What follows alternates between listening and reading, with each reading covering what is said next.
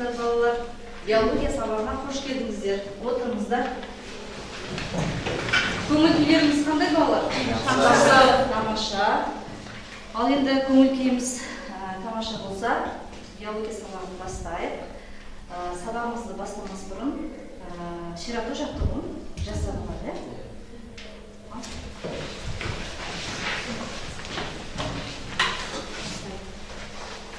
Мен күнің сен, ағынды өзен асқар тау гүлін сен. Мен оның қасиетті тілін сен, мен оның құдіретті үнін сен. Бар жәндігін сүйемін қыбырлаған, бәрі маған отан деп сыбырлаған. Жаным менің кеудемді жарып шықты, бозторғайы бұлының шырылдаған. Отан, бәрінен биік екен, мен оны мәңгілікке сүйіп өтем. Тамаша, рахмет балалар. Балалар, алдыңызда біздің қандай мереке келе жатыр? 16 желтоқсан тәуелсіздік күні. 16 желтоқсан тәуелсіздік күні жатыр. Яғни біздің биыл Қазақстан мемлекетінің тәуелсіздік алғанына 30 жыл отыр. Құтты болсын мереке. Рахмет. Сабағымды мынандай сөзбен бастағым келіп отыр балалар. Тәуелсіздіктің 30 жылдығына орай біздің елбасымыз Нұрсұлтан Әбішұлы Назарбаев жаңа дәуірдегі қазақстандықтарға бағдар болатын елдіктің 7 тұғыры атты қағидаттар жиынтығын ұсынды. Бұл 30 жылдық белесте елмен бірге өткерген елбасы ретінде жас ұрпаққа жолдар үндеуі. Білім мен еңбек бақуатты өмір кілті. Өзіңе сен, өзіңді алып шыға еңбегің мен ақылың екі жақтап деп, дана Абай айтқандай, біз тек өз біліміміз бен күшімізге сенуіміз керек деді. Яғни біз өз білімімізге сенуіміз керек. Сабағымызды ширату жаттығуы. Алдымен балалар, біз топқа бөлініп алайық. Топқа бөліну үшін менің алдымда карточкалар, яғни таратпа материалдарым бар. Қазір соны бірінші мына қатардан келіп алып таңдасаңыздар.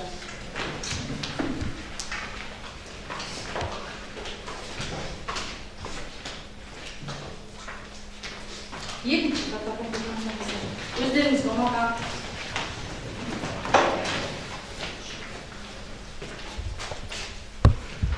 Үшінші топ.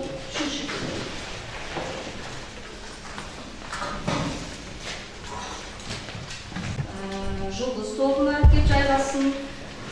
Отты алғанымыз от тобына кеп жайғасын. Гүл алғандарымыз гүл тобына келіп жайғасын. Яғни орындарыңызды табыңыздар.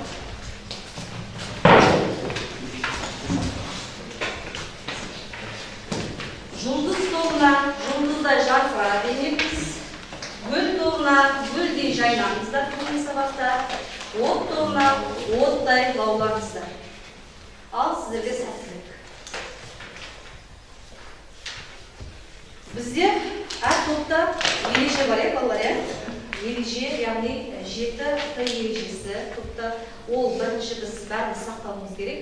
Тәртіп, талап, тазалық, тыныштық, татулық, төзімділік, терең ой. Мына осы тәртіпті бүгін сақтаймыз ба? Кеземіз ба? Тамаша. Келесі балалар, үй тапсырмасы, алдыңғы тақырыпты пысықта бөлу үшін мен сендерге мен саған, сен маған әдісі бойынша тапсырма беріп отырмын. Бірінші тапсырма, қазір балалар тапсырмаларды оқып, тек қана жауаптарын ғана жазайықшы. Жарай ма? Мысалға, бірінші бүйрек қызметіне кері әсер етеді. Жағымсыз факторлар, қандай факторлар әсер етіп, дәптертерімізге жазып аламыз. Тек жауабын ғана жазамыз.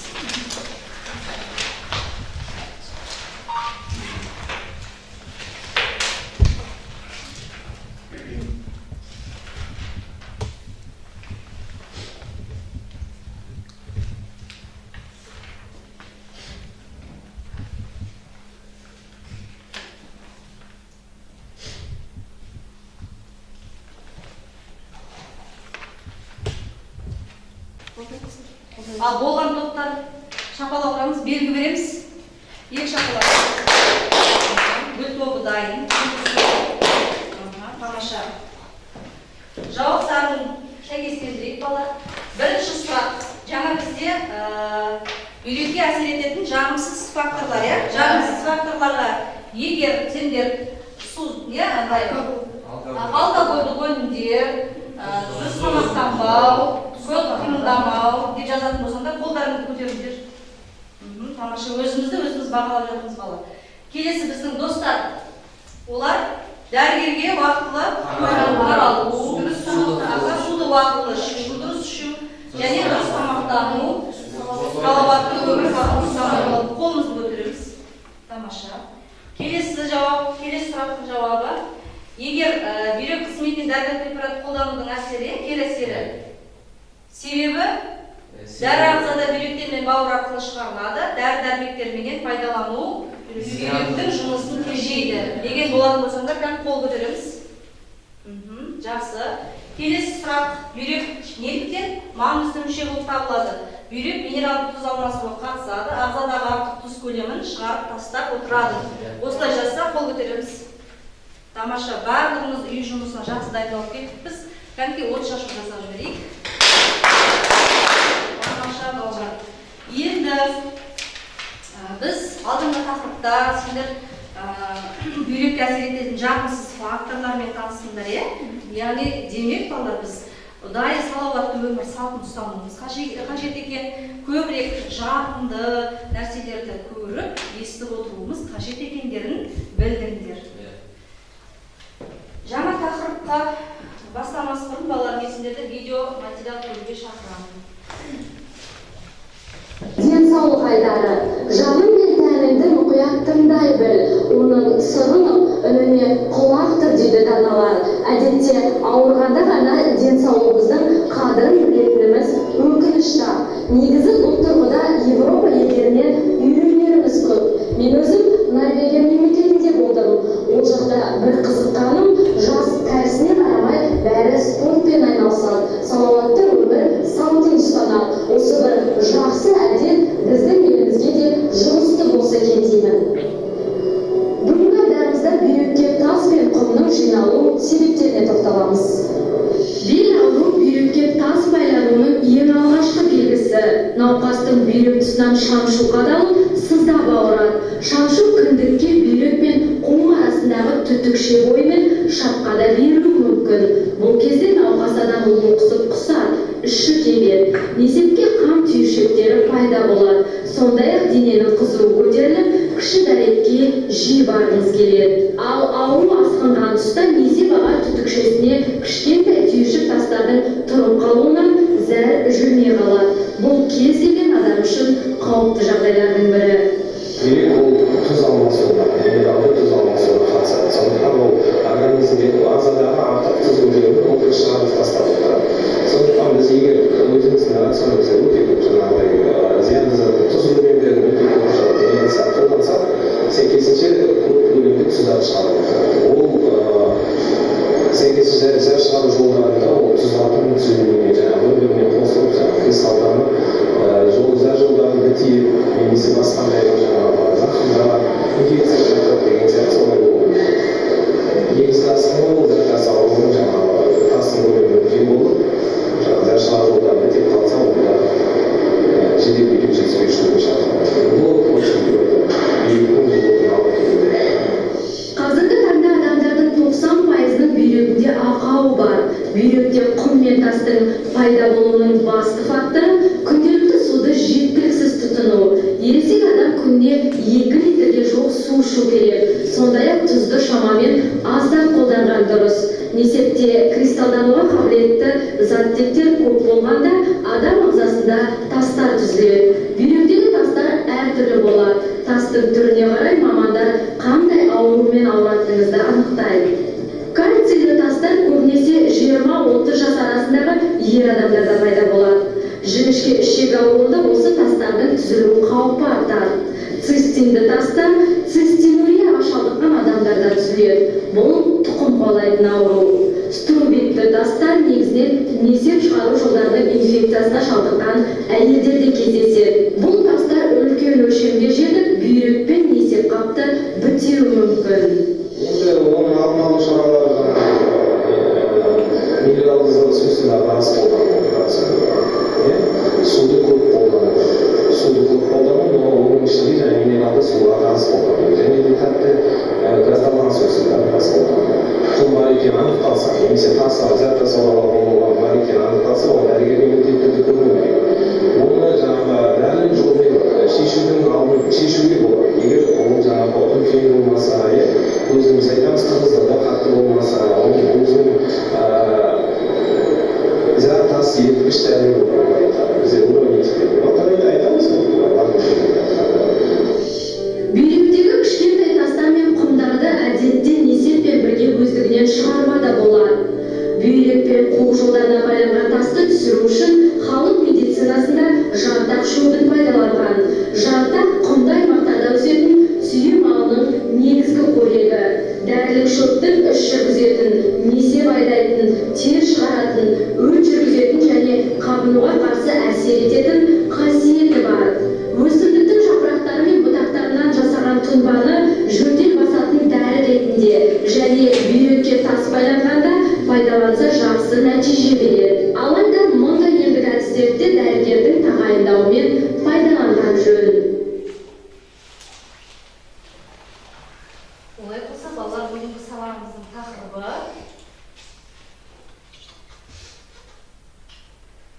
қандай екен? Зәр шығару жүйесінің гигиенасы, бүйрек және зәр шығару жүйесінің аурулары, венерит, цистит, бүйрекке тастың жиналуы, себептері және алдын алу шаралары. Бүгінгі сабағымыздың оқу мақсаты балалар бүйректің жұмысына әсер ететін факторларды сипаттау. Бүгінгі сабақта сабақ мақсатымыз зәр шығару жүйесінің ауруларын білу, зәр шығару жүйесі мүшелерінің бұзылуының белгілері мен себептерін түсіндіре алу. Осы сабақ мақсатына сіздер жету үшін бізде жетістік белгілері сабақ мақсатында. Егер сіздер аурулардың себептерін айта алсаңыздар, аурулардың белгілерін атай алсаңыздар, және гигиеналық және аурулардың алдын алу шараларын айта алсаңыздар, онда бүгін біз сабағымыздың мақсатына жететін боламыз балалар. Алдарыңызда оқулық бар. Оқулық, яғни біз қазір ойлан, жұптас, талқыла әдісі бойынша, яғни мақсаты бүйрек және зәр шығару жүйесі аурулардың алдын алу жолдарын білесіздер. Дескриптор тақтада тұр. Қазір алдарыңызда мәтін бойынша бірінші бізге гүлдер тобына бионефрий туралы постер дайындайсыздар сіздер. Бірінші тақырыпты оқимыз, жұпта талқылаймыз, бір-біріміздің жұбымызды табамыз және соны талқылаймыз. 3 минут уақыт соған беріледі. Ал екінші топ, сіздер жұлдыз тобы, сіздерге цистит ауруы туралы мәлімет оқулықтан оқисыздар. Алдарыңызда ноутбук бар, содан қосымша мәлімет іздейсіздер. 3 минут уақыт беріледі, топтарыңызды талқылайсыздар, жұп болып талқылайсыздар. Бірінші оқып, ойланып, сұрақтарға жауап іздейсіздер.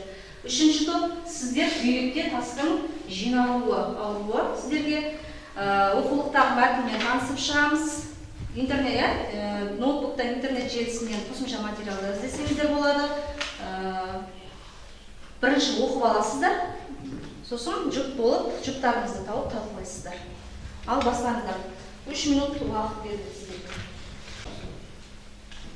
бүйрек жұмысына жағымды әсер ететін қатыстар, яғни сарымсақ, көкөністер және тағы басқа түрлері зиянсыздар, шоколад, газдалған сусындар,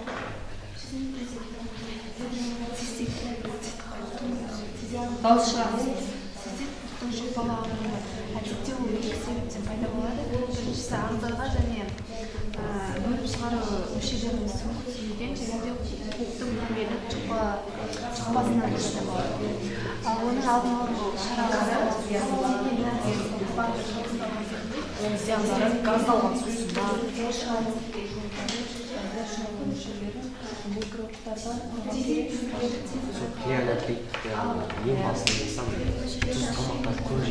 болдыңыздар ма?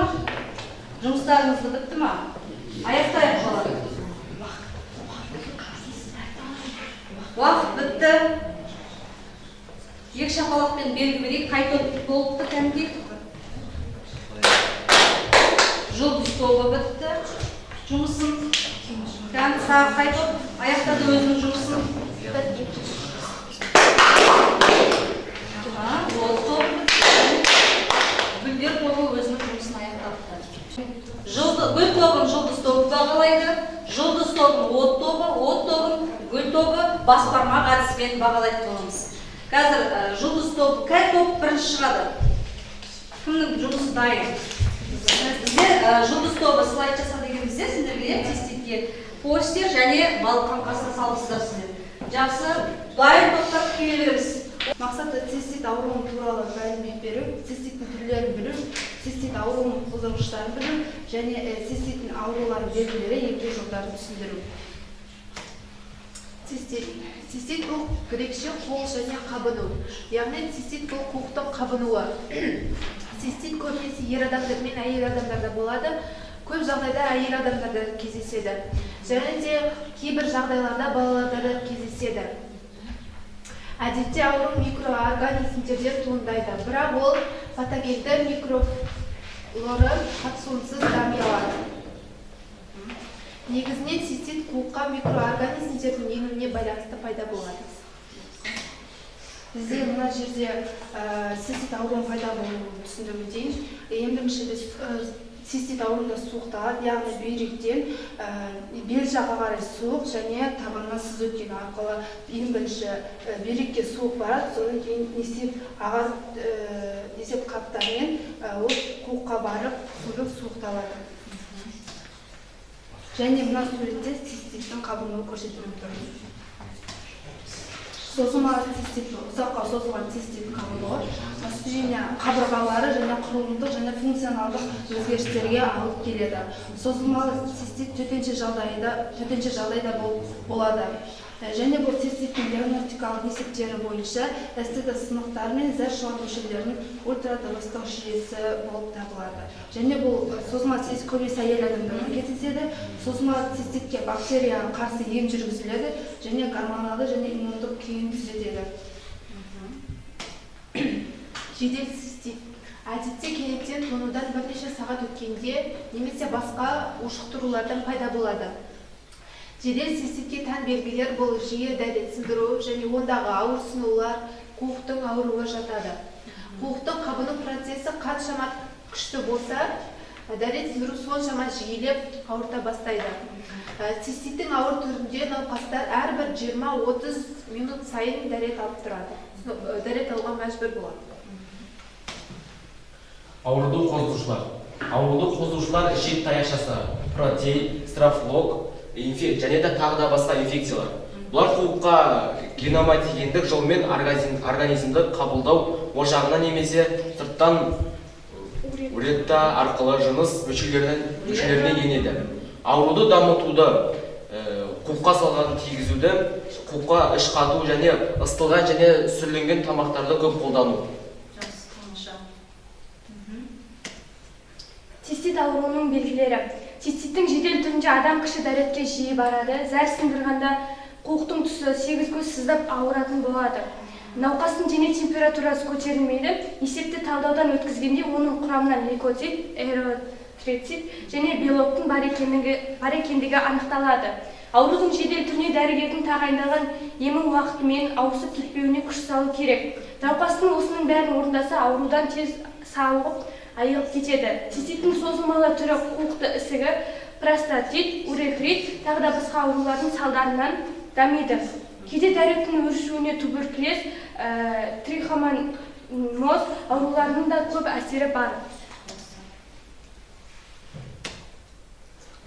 Емделу жолдары бұл диета сақтау және де жеміс-жидекті көп пайдалану арқылы болады. Және де көбінесе белден төмен және де табанымызды жылы ұстауымыз керек. Кейде дәрігерлер сұйықтықты көп ішуді ұсынады. Егер ауру асқынып кетсе, бұған себеп болған ауруды анықтап, бұған байланысты арнайы ем қолданылады. Сен атай алдыма, ауыр белгілерін атадыма, аурудың алдын алу шараларын айттым, мінекей дискрипторларымыз сол бойынша бағалап шығамыз. Бас бармақ әдісімен, бас бармақтың қайсысы көтереміз екен, бас бармақ әдісімен тамаша, бәрін керемет айтты дейді. Себебі бұл жұлдыз тобы берілген атауы, яғни цистит туралы айтты. Оның негізгі себептерін, аурудың белгілерін және ауруды алдын алу шараларын толығымен түсіндіріп кетті. Тамаша, қошемет көрсетті. Келесі топ бізде қай топ дайын? От. Үміткер тобы дайын. Келе қойыңыздар.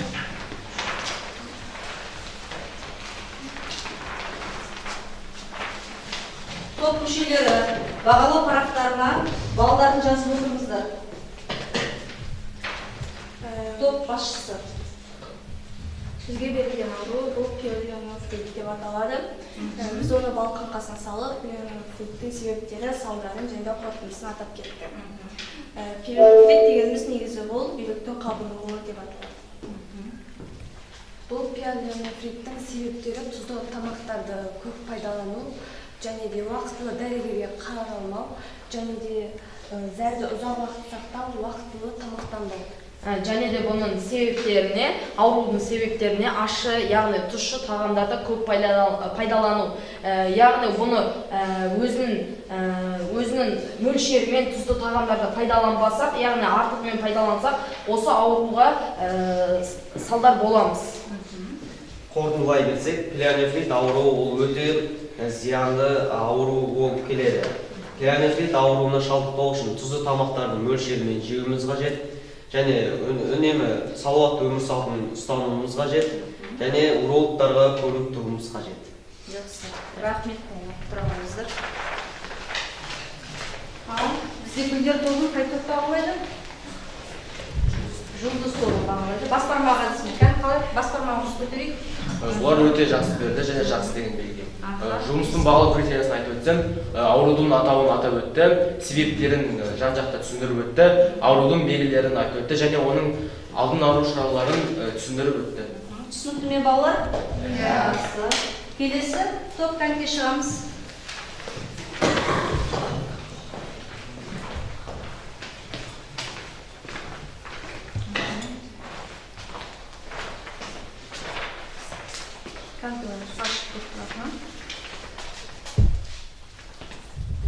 Бүйректегі несеп тасалуы. Бүйректе несеп тасалуы тұздардың бөлшектерінің қалыптасуы. Бүйрек пирамидаларында түзілген ерімейтін тұздардың бөлшектер бүйректерде астауында және несеп ағарда жиналуы мүмкін. Несептас ауру дегеніміз, яғни бүйректе ерімейтін тұздардың бөлшектерінің қалыптасуы. Міне мына жерде көріп тұрғандарыңыздай бүйрек берілген. Яғни бұл жағымды бүйрек, яғни жағымсыз бүйрек, ал мынау жағымды бүйрек. Яғни бұл жерде міне дұрыс, мынау бізде кристалл заттар, яғни бұл бүйрекке тастың жиналуы.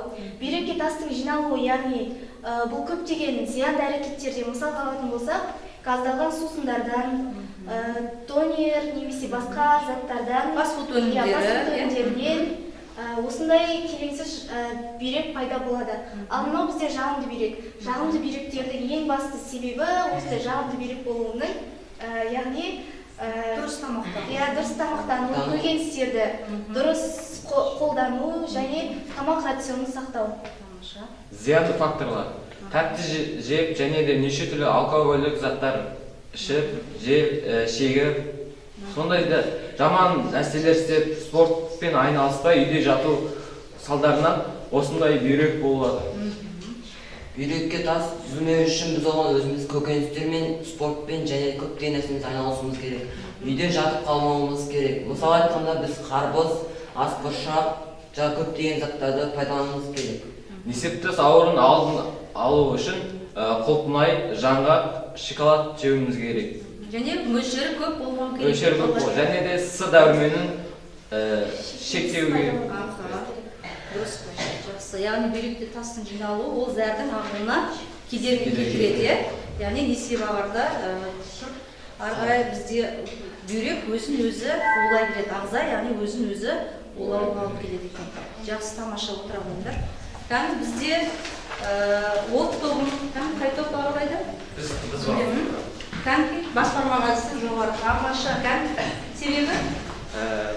Себебі бұл топ есептас атауын айтты, және де ауру себептерін айтты, сонымен қатар аурудың белгілерін де атап өтті, оның қандай зиян әкелетінін айтты, және аурудың алдын алу шаралары, дұрыс тамақтану, рационымен тамақтану, салауатты өмір салтын ұстанудың барлығын толықтай айтып шықты.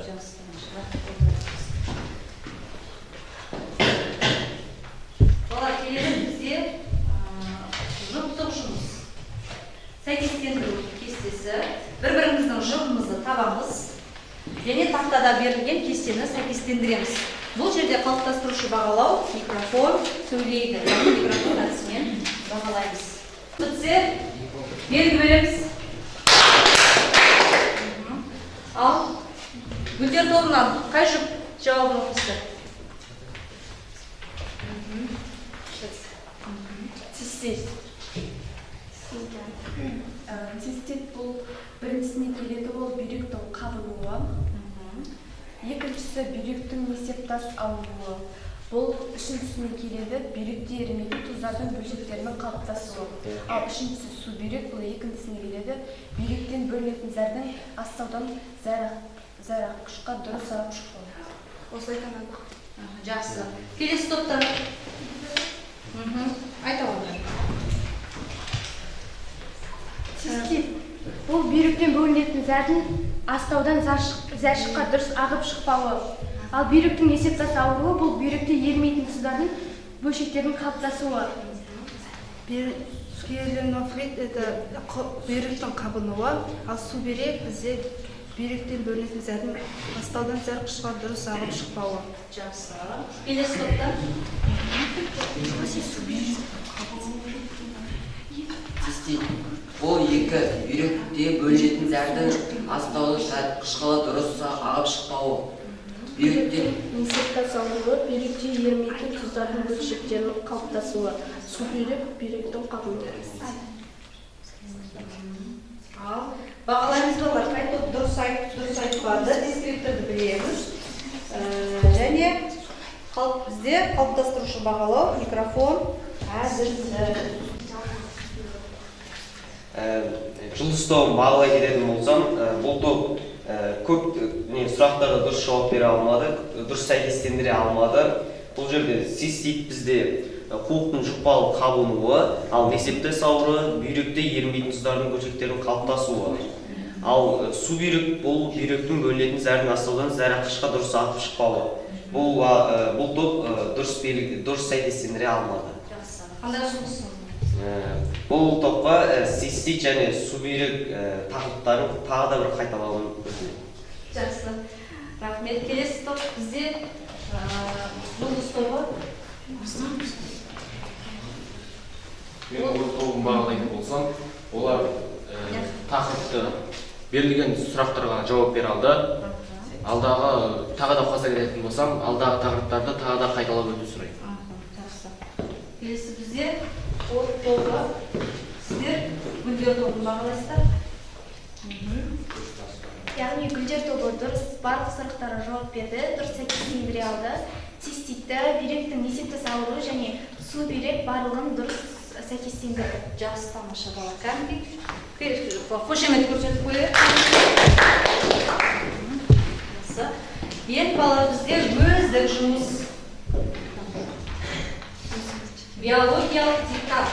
Тек қана жауаптарын ғана жазамыз. Жарай ма? Жауабын ғана жазамыз.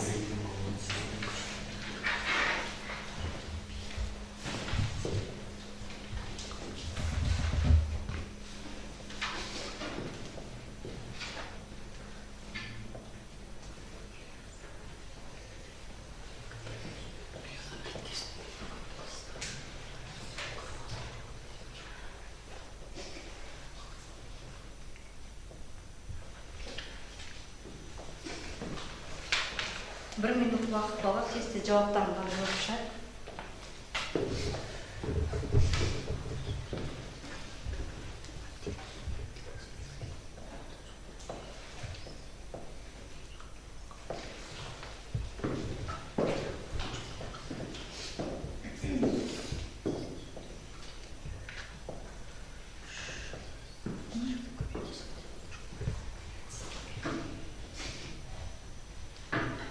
бағалау парағына топ басшысы балаларымызды қойып отырмын. Беріп отырамыз. Білесіздер, сабақты біз 10 балдық жүйемен бағалаймыз.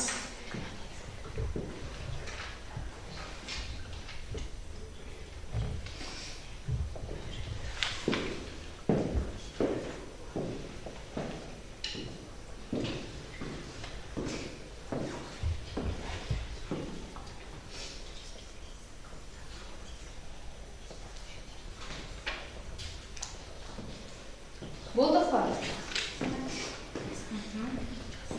Балалар, бұл биологиялық диктантты кім қазір тақтаға шығады, соны анықтайық.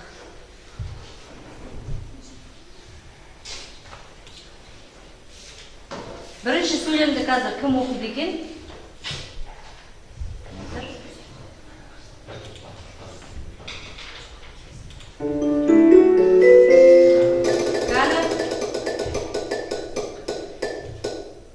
Бірінші сөйлемді бізде жібек.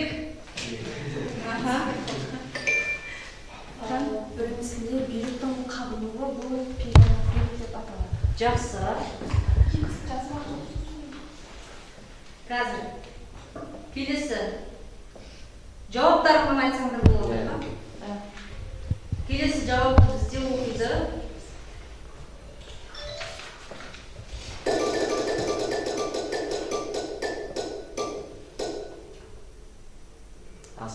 Асылай жауап береді.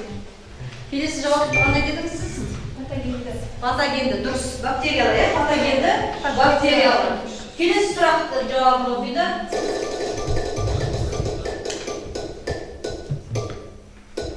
Даниял. Үшінші, қуықтың жұқпалы қабынуы ол цистит. Дұрыс. Тамаша. Келесі.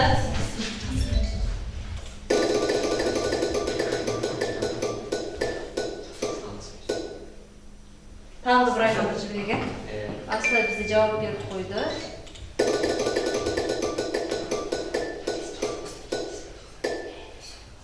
Гүлбану.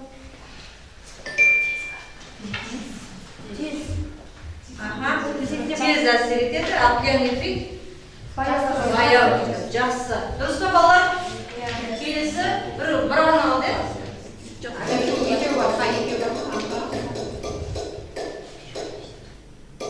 Дамир.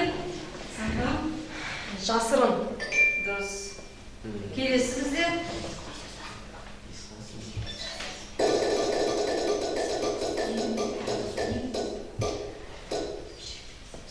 Әділ. Бүйректің несептасы ауруы. Жақсы. Тамаша балалар, енді біз бір кандидат жауап берген оқушыларға бір ауыз сөзбен сіз бағынып жіберейікші бір-бірімізді. Жаңа бірінші сұраққа бізде Асылай жауап берді. Бұл жібекпен бір ауыз сөз, жібек жауап берді. Жібекті бір ауыз сөзбенен Дәурен. Бағалап жіберші. Дұрыс жауап берді ма? Дұрыс жауап бере алды. Жақсы. Келесі сұраққа бізде кім жауап берді?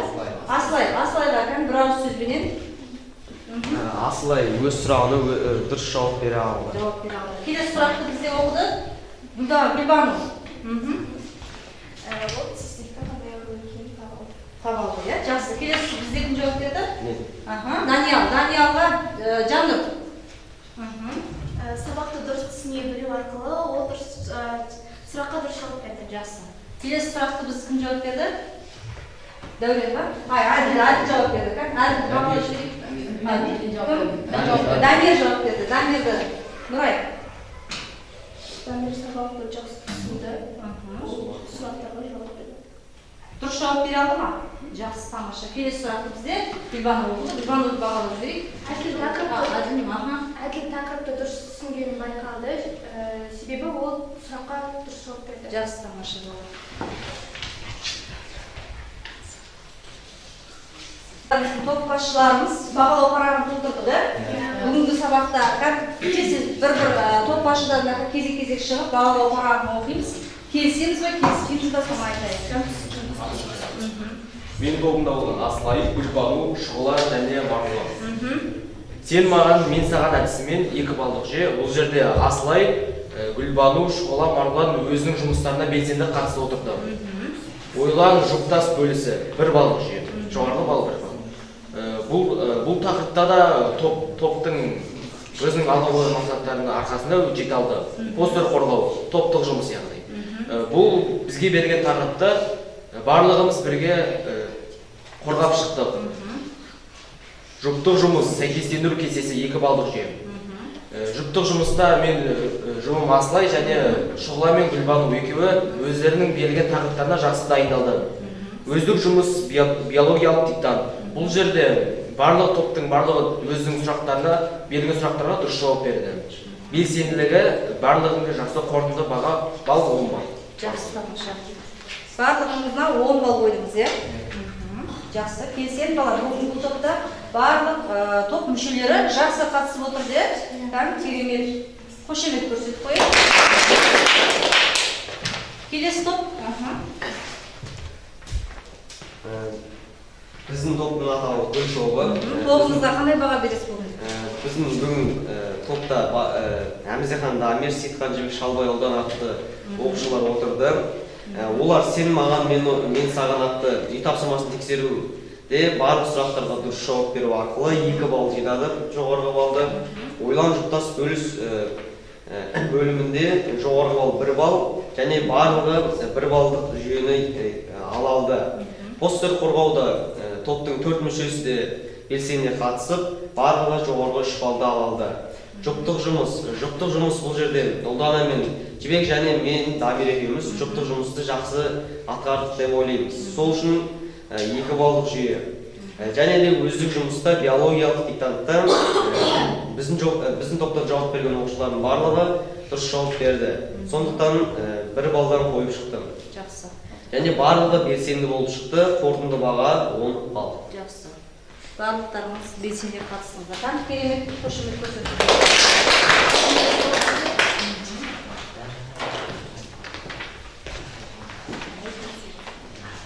Біздің топтың аты от тобы. Яғни біздің топта Сүйінбай Әділ, Нұркен Дәурен, Мырзахан Нұрай және мен болдым. Сен маған, мен саған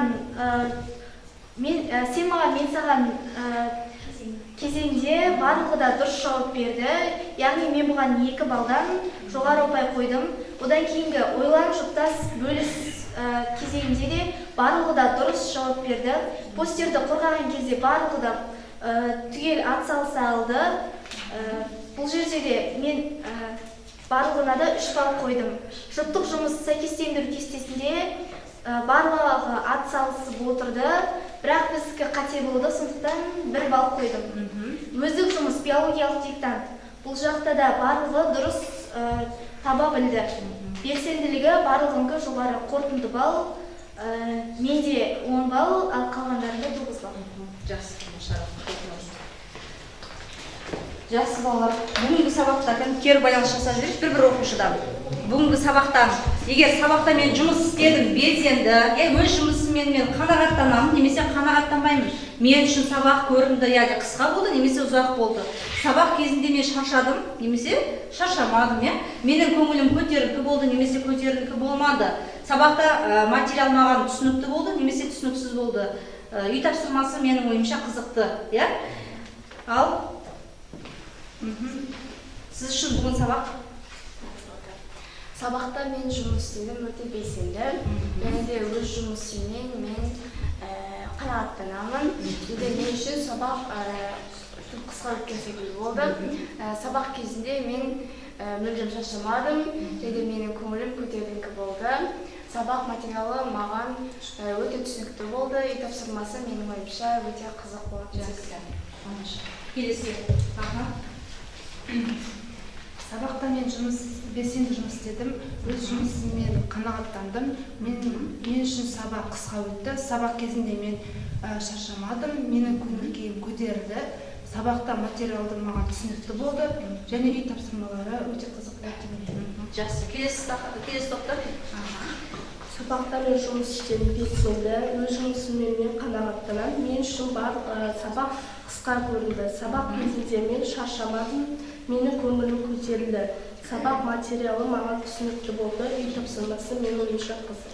Жақсы, тамаша, отыра алыңыздар. Балалар, үй тапсырмасына осы бөліп шығару мүшелері, яғни бүйректі қалай сақтап қаламыз?